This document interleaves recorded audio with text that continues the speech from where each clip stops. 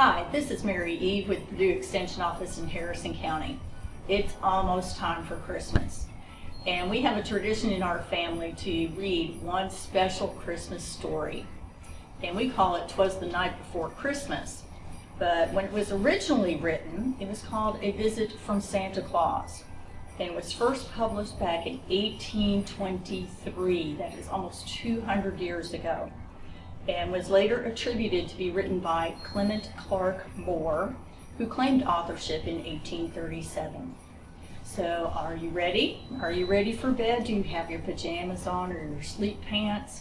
And you're ready to settle down on Christmas Eve and listen to A Visit from Santa Claus, or 'Twas the Night Before Christmas. 'Twas the night before Christmas, when all through the house not a creature was stirring, not even a mouse. The stockings were hung by the chimney with care, in hopes that St. Nicholas soon would be there. The children were nestled all snug in their beds, while visions of sugar plums danced in their heads. And Mamma in her kerchief, and I in my cap, had just settled our brains for a long winter's nap, when out on the lawn there arose such a clatter. I sprang from my bed to see what was the matter. Away to the window I flew like a flash, tore open the shutters, threw up the sash. The moon on the breast of the new fallen snow gave a luster of midday to the objects below, when what to my wondering eyes should appear but a miniature sleigh and a tiny reindeer. With a little old driver so lively and quick, I knew in a moment it must be Saint Nick.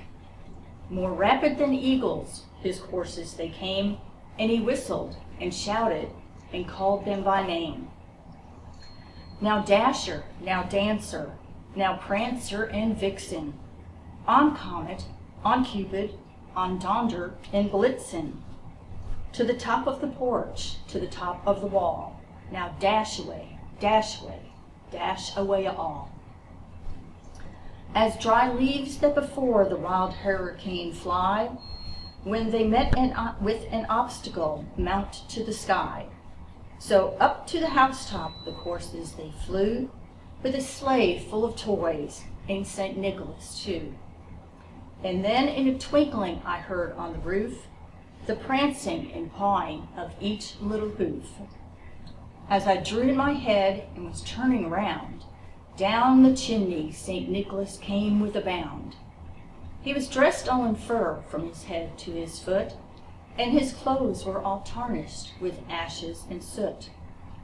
A bundle of toys he had flung on his back, and he looked like a peddler just opening his pack.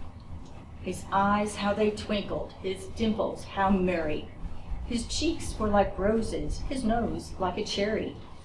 His droll little mouth was drawn up like a bow, and the beard on his chin was as white as the snow. The stump of a pipe he held in his teeth, and the smoke it encircled his head like a wreath. He had a broad face, and a little round belly, that shook when he laughed like a bowl full of jelly. He was chubby and plump, a right jolly old elf, and I laughed when I saw him in spite of myself. A wink of his eye and a twist of his head soon gave me to know I had nothing to dread. He spoke not a word, but went straight to his work, and filled all the stockings, and then turned with a jerk, and laying a finger aside of his nose, and giving the nod, up the chimney he rose. He sprang to his sleigh, to his team gave a whistle, and away they all flew like the down of a thistle. But I heard him explain, ere he drove out of sight, Happy Christmas to all, and to all a good night. Good night and Merry Christmas.